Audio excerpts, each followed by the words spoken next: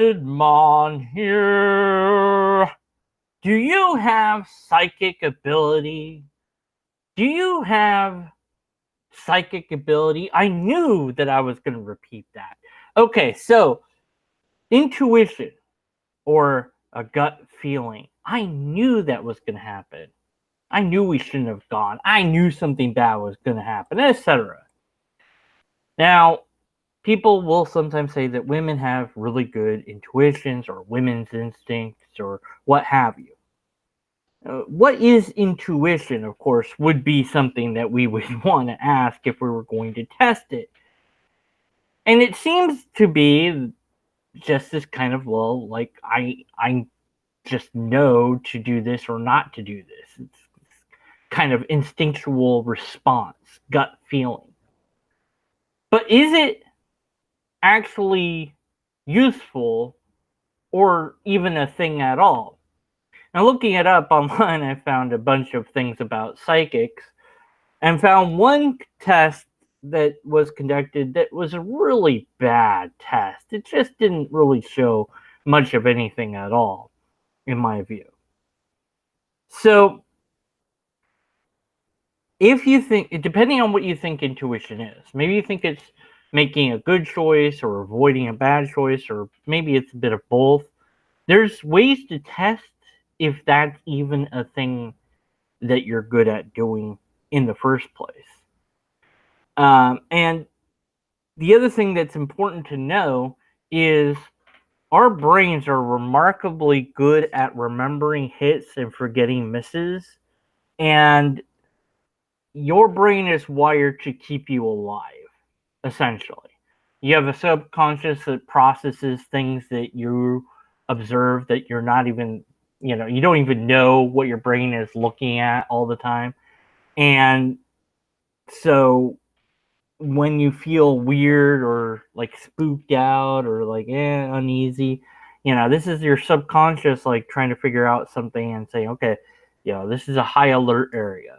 This is something is wrong, something is dangerous, something is not right, and you should get the bleep out of here because it's not safe. And ignoring that may or may not be dangerous. But here's the trick: you usually don't ignore it, and there's no real negative side effect to going with your gut. I feel like going down that road is unsafe, so you don't go down that road. Even if doing so would save you time and energy, you go down a different road. Now, if you then found out that by going down the left instead of the right road, you would have gotten into maybe an accident, then you feel like, oh, my gut instinct was right. I would have been there. I would have gotten involved maybe or something. So it's a good thing to listen to my gut. But if on the other road you encounter something negative, then what do you think? You think, oh man, how did I not see this coming or something like that? No, now you're focused on this event and you completely forget that you didn't go the other way when the other way might have been safe or whatever. So you produce this pattern recognition in your own mind of what to avoid or not avoid based on if you got it right or not. And your brain really records what you get right and forgets about what you miss, especially if what you miss isn't really of consequence to you in any way, shape, or form. Now, you might begin to distrust your instinct, at which point that's also kind of a nocebo effect in that, hey, writer John Buck, in that you'll do the reverse. So it's like, oh, my instinct said to go left, so obviously I should go right because my instincts are bad. So, But this one person was talking about how, they have a good instinct or their wife has a good instinct. And so I thought of a simple test that we could do to get that tested.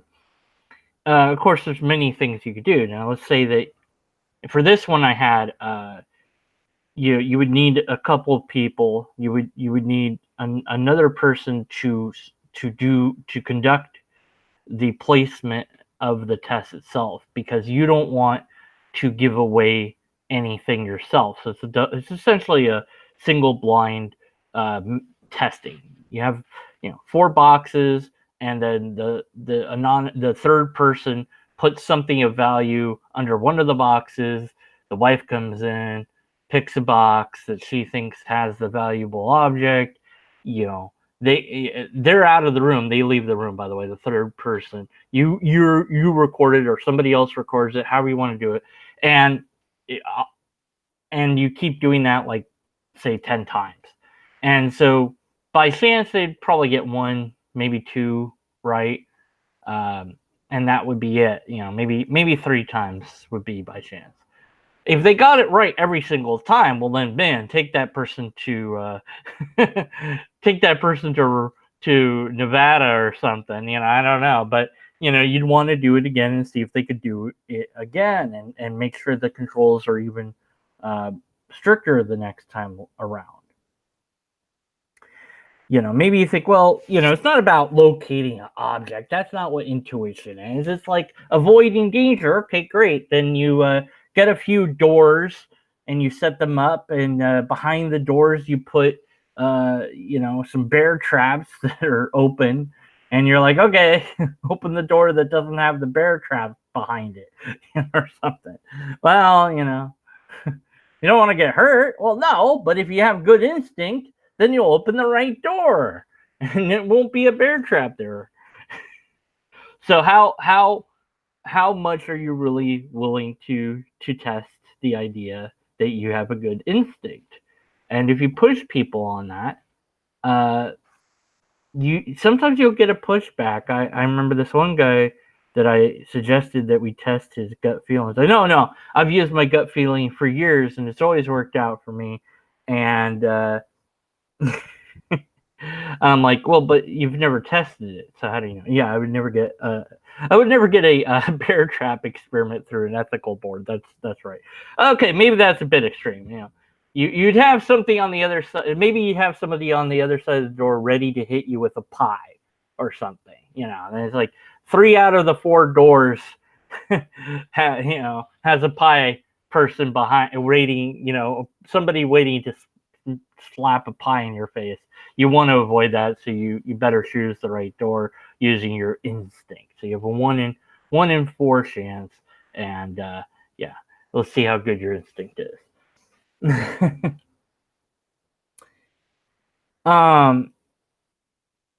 There's other ways that this could be tested. Now, the one test I saw was very vague.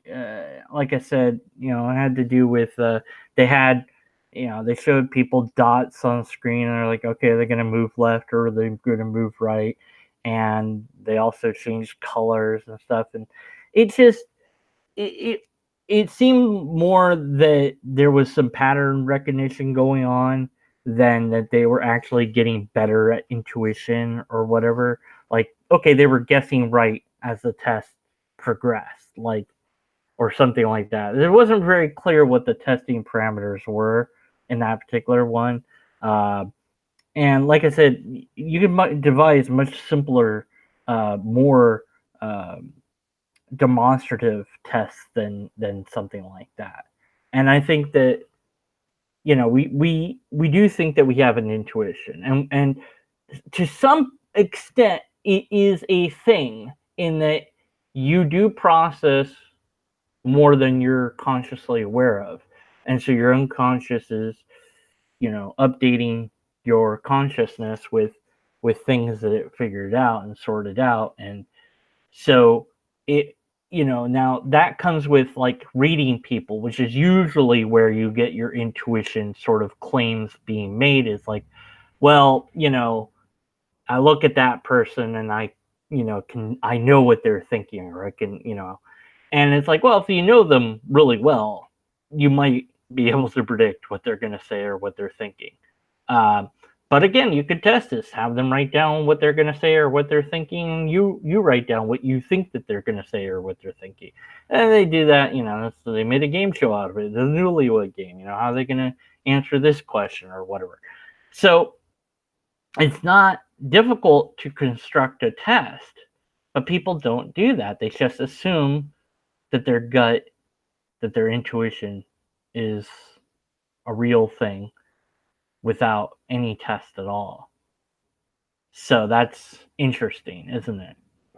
And it's like, well, but it works. Well, it works because there's no consequence to avoiding something that might hurt you, and that thing not even being a thing. So, back in the African plains, you heard a rustle, might be a lion, might be a person. You don't know. Run the other way or go the other way. And doing that didn't hurt you. It kept you alive. So it was better to assume it was something than to think it was nothing. Of course, obviously, there is a bit of curiosity where you're like, maybe it's not. I'm going to peek and see. And, okay, it wasn't.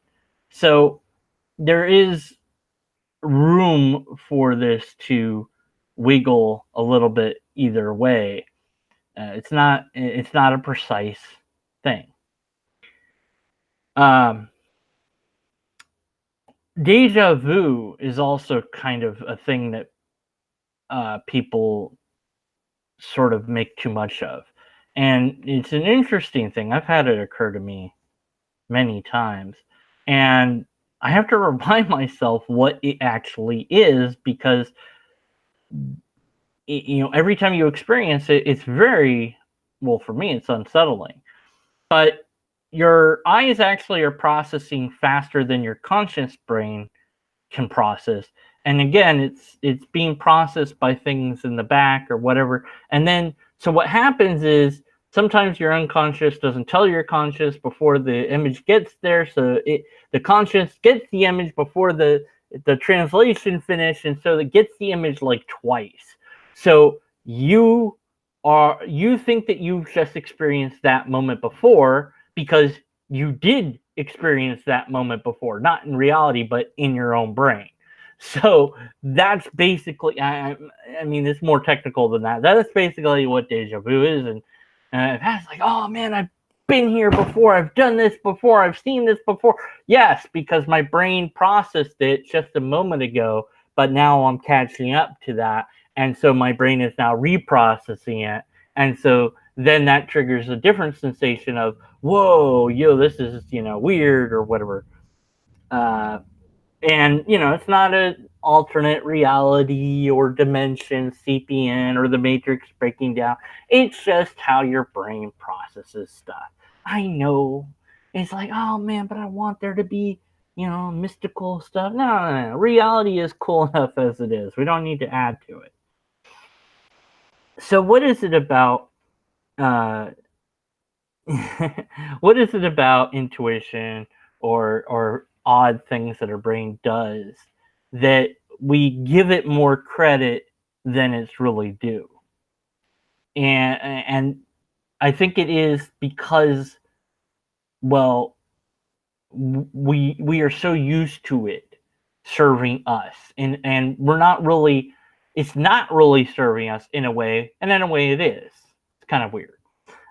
Let's see, John Buck. How, finds it hard to imagine that consciousness is running a 6-second delay normally. Well, yeah, it's actually probably far less than that. You could be talking microseconds, but yeah, it is. Your conscious and unconscious, what they call conscious and unconscious, and they relabel these things all the time.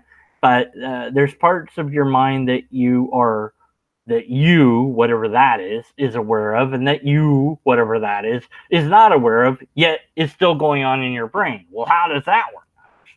I'm not a neuroscientist. I don't know. But it's all there.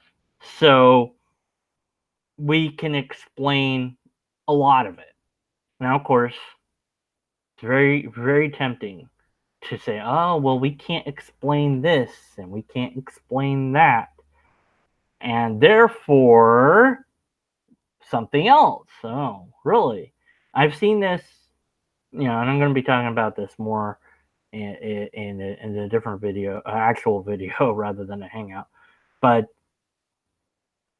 I've seen it so many times this can't explain, evolution can't explain X, or atheists can't explain this, or theists can't explain that, or whatever. And I'm just like, yeah, so what? That doesn't mean anything. Not being able to explain something means diddly squat. That's when tweet was like, if your worldview doesn't answer all these questions, then it's not a good worldview. I'm like, according to who? Well, according to them and their worldview. So their worldview says that a worldview must have an explanation to all questions, and it just so happens that their worldview has an answer to all the questions, right?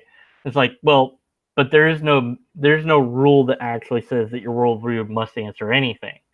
So you just use some circular logic to make that assertion. um, and they also say, you can't explain this, can't. And I was like, what does it mean to you that I do not have an answer for this? Oh, and they also said that if the worldview didn't have an explanation, then they'd look for one that did. And I'm like, yeah, but that's bad. That's not a good thing. That's a bad thing, because I'm looking for an answer. Well, that's nice. What's your method to finding the answer? Not just looking for one, because you might run into an answer that isn't the answer. It fits the situation. It seems to answer everything, but it isn't the answer. And I did a little mini cartoon of this, and I've put it on Twitter a couple different times, and I put it on my blog. Read my blog,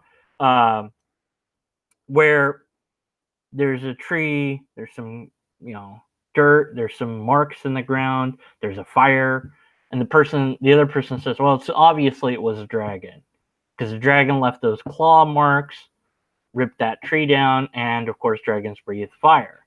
And obviously that's the answer. You can't. I have the explanation. You don't. You just say I don't know. I'm right. Ha ha ha ha ha.